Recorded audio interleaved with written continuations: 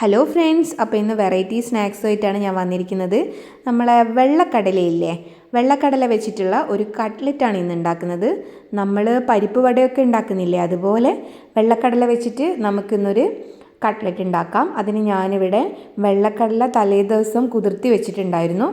അത് ഒരു ഗ്ലാസ് വെള്ളം ഒഴിച്ചിട്ട് കുറച്ച് ഉപ്പ് ഇട്ടിട്ട് ഒരു 5-8 വിസിൽ വരുത്തിയെടുക്കണം. ഒരു 8 വിസിലെങ്കിലും വന്നോട്ടെ, കാരണം കടല നന്നായിട്ട് ഉടച്ച് കിട്ടണം. അതിന് വേണ്ടിയിട്ട് നന്നായി വെന്ത് കിട്ടണമെങ്കിൽ ഒരു 8 വിസിലെങ്കിലും വരുന്നതായിരിക്കും നല്ലത്. മക്കൾക്ക് ഈ ഒരു കടലയുടെ കറി ഉണ്ടാക്കി കൊടുത്താൽ ജാനി തീരെ തൊടത്തില്ല. ഋതുട്ടനാണെങ്കിൽ എടുത്ത് കഴിക്കുമായിരുന്നു. അപ്പോൾ അവൾ ഈ കടല കഴിപ്പിക്കാൻ എന്താ ഒരു വഴിയെന്ന് ഇങ്ങനെ ആലോചിച്ച് നോക്കുമ്പോൾ ഇങ്ങനെ ഒരു പണി ചെയ്ത് നോക്കാമെന്ന് ആലോചിച്ചു. ഓക്കെ, അപ്പോൾ അത് ഫസ്റ്റ് ടൈമാണ് ഞാൻ ട്രൈ ചെയ്ത് നോക്കുന്നത്. എൻ്റെ ഫസ്റ്റ് ആ ഒരു ട്രൈയിങ്ങിൽ തന്നെ ഓക്കെ ആയിട്ടുണ്ട്. അപ്പോൾ പൊടിയായിട്ട് അരിഞ്ഞ വലിയുള്ളി ഇട്ട് കൊടുക്കുന്നുണ്ട്, പിന്നെ കുറച്ച് കറിവേപ്പില മുറിച്ചിട്ട് കൊടുക്കുന്നുണ്ട്, കുറച്ച് മല്ലിച്ചപ്പും കൂടെ ഇട്ട് കൊടുക്കുന്നുണ്ട്. ഇനി ഈ കടലയെ നല്ലോണം ഉടച്ചെടുക്കണം. എൻ്റെ കയ്യിൽ ക്യാപ്സിക്കം ഉള്ളതുകൊണ്ട് ഞാൻ ക്യാപ്സിക്കാണ് പച്ചമുളകിന് പകരം ഇട്ട് കൊടുക്കുന്നത്. കാരണം വെച്ചാൽ മക്കൾക്ക് 2 പേർക്കും എരിവ് തീരെ ഇഷ്ടമല്ല. എരിവ് ഉണ്ടെങ്കിൽ അവർ കഴിക്കില്ല. അതുകൊണ്ട് ഞാൻ പച്ചമുളക് ഒഴിവാക്കിയിട്ട് ക്യാപ്സിക്കം ചേർത്ത് കൊടുക്കുന്നുണ്ട്. ഇനി ഞാനിവിടെ കടലമാവ് ചേർത്ത് കൊടുക്കുന്നുണ്ട്. പിന്നെ കടലമാവ് നന്നായിട്ട് മിക്സ് ചെയ്തെടുക്കണം. ഇനി കടലമാവിൽ ആ ഒരു കടലയുടെ നന്നായിട്ട് പൊടിച്ചെടുത്ത് നല്ല എന്താ പറയുക കുഴച്ചെടുക്കണം ആ ഒരു മിക്സ്. ഇനി അതിലേക്ക് കുറച്ച് മസാലപ്പൊടികൾ കൂടെ ആഡ് ചെയ്യണം.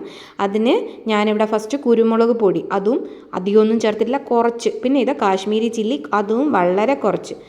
പിന്നെ ഇതാ നല്ല പെരിഞ്ചീരകം ഇട്ട് കൊടുക്കുന്നുണ്ട്, അതും വളരെ കുറച്ച്. കാരണം ഇവരിങ്ങനെ കഴിച്ചുകൊണ്ടിരിക്കുമ്പോൾ എന്തെങ്കിലും കടിക്കാൻ കിട്ടിയാൽ അതിങ്ങനെ എടുത്ത് കളയും. ഇനി പൊടിയായി അരിഞ്ഞിട്ടുള്ള ഇഞ്ചി, അതും കൂടെ ചേർത്ത് ഒന്ന് മിക്സാക്കി കളയാം. ഇനി നമുക്കിതിൽ നാരങ്ങ നീര് ആവശ്യമാണ്.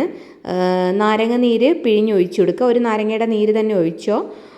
നമ്മൾ വേറെ വെള്ളമൊന്നും ചേർത്ത് കൊടുക്കുന്നില്ലേ, ഈ ഒരു നാരങ്ങ നീര് മാത്രമേ ചേർക്കുന്നുള്ളൂ. പിന്നെ ഇതാ കുറച്ച് മഞ്ഞൾപ്പൊടി കൂടെ ചേർത്ത് കൊടുക്കുന്നുണ്ട് ഒരു കളറിന് വേണ്ടിയിട്ട്.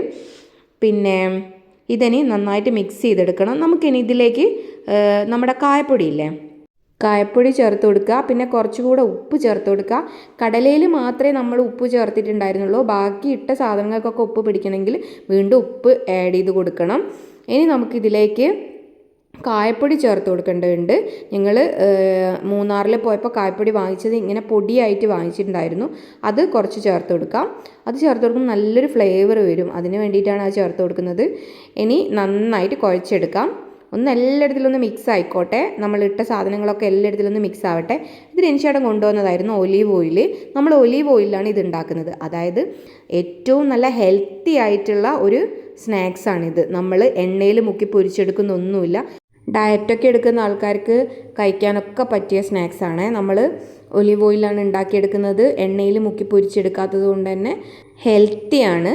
അതുകൊണ്ട് പേടിക്കാതെ കഴിക്കാം. നമുക്ക് എണ്ണപ്പലഹാരം പൊതുവേ കഴിക്കുമ്പോൾ ഒരു ടെൻഷനായിരിക്കും. ഇതങ്ങനെ ഒരു ടെൻഷനും വേണ്ട. ഒലിവ് ഓയിൽ കുക്ക് ചെയ്തെടുക്കുന്നതുകൊണ്ട് ടെൻഷൻ്റെ ആവശ്യമൊന്നുമില്ല. ഇനിയിപ്പം കുട്ടികൾക്ക് ഒലിവ് ഓയിലിൻ്റെ ടേസ്റ്റ് ഇഷ്ടമല്ലെങ്കിൽ നിങ്ങൾക്കിത് വെളിച്ചെണ്ണയിൽ ചെയ്തെടുക്കാം. ഞാനിവിടെ കുറച്ച് ഹെൽത്തി ആയിക്കോട്ടെ എന്ന് വിചാരിച്ചിട്ട് കൂടിയാണ് ഇങ്ങനെ ഒലിവ് ഓയിൽ ചെയ്തെടുക്കുന്നത്. ഏത് എണ്ണയിൽ വേണമെങ്കിലും പൊരിച്ചെടുക്കാം കേട്ടോ. ഹെൽത്തി ആക്കണം എന്നുണ്ടെങ്കിൽ നിങ്ങളെ എണ്ണയൊക്കെ നിങ്ങളെ ഇഷ്ടത്തിനനുസരിച്ച് ചൂസ് ചെയ്തെടുക്കുക. അപ്പോൾ ഇതാ നമ്മളെ അടിപൊളി വെള്ളക്കടല കൊണ്ടുള്ള നമ്മളെ സ്നാക്സ് റെഡി ആയിട്ടുണ്ട്. ഇഷ്ടപ്പെട്ടിട്ടുണ്ടെങ്കിൽ നിങ്ങൾ ഉണ്ടാക്കി നോക്കുക. കാണുമ്പോൾ തന്നെ നല്ല ഭംഗിയില്ലേ. ഉണ്ടാക്കിയിട്ട് ഫീഡ്ബാക്ക് അറിയിക്കുക. അപ്പോൾ അത്രയേ ഉള്ളൂ. ബൈ. സംഭവം വർക്കായിട്ടുണ്ട്. ജാനിക്ക് പിടികിട്ടിയിട്ടില്ല. കട്ട്ലറ്റാണെന്ന് പറഞ്ഞപ്പോൾ അവൾ കഴിച്ചിട്ടുണ്ട്. അവളെ എക്സ്പ്രഷനും കൂടെ ഒന്ന് കാണാം. അതുകൂടെ ഞാൻ നിങ്ങൾക്ക് ഇട്ട് തരണമല്ലോ.